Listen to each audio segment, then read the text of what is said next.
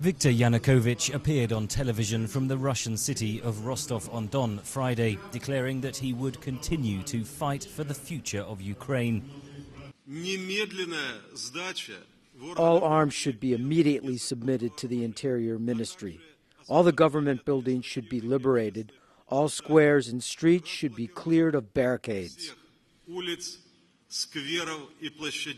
Mr. Yanukovych fled Kyiv last Saturday following a brutal crackdown on anti-government protesters, which the opposition claimed was directed by the former president. He denies the accusation.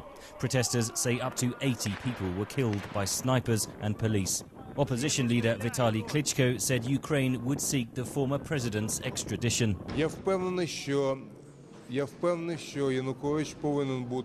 I'm sure Yanukovych has to be returned to Ukraine. I'm confident because so many deaths happened and their blood is on Yanukovych's hands. That's why he must be returned to Ukraine. Ukraine's parliament voted this week to attempt to put Mr. Yanukovych and his co-accused on trial at the International Criminal Court in The Hague. But Moscow is unlikely to hand over its longtime ally, says Phil Clark, an expert on the ICC at London's School of Oriental and African Studies. Giving up Yanukovych would send a very negative signal to the Russian population within Ukraine. So if we do see an ICC case opened, then the prosecutor has another very difficult political negotiation ahead, which is to try and convince Moscow to give Yanukovych up.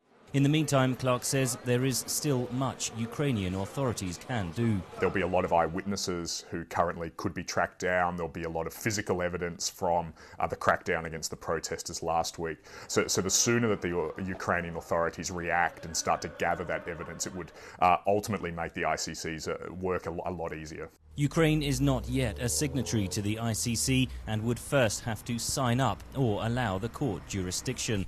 Even then, analysts say judges at The Hague would likely require that the former president face trial within Ukraine.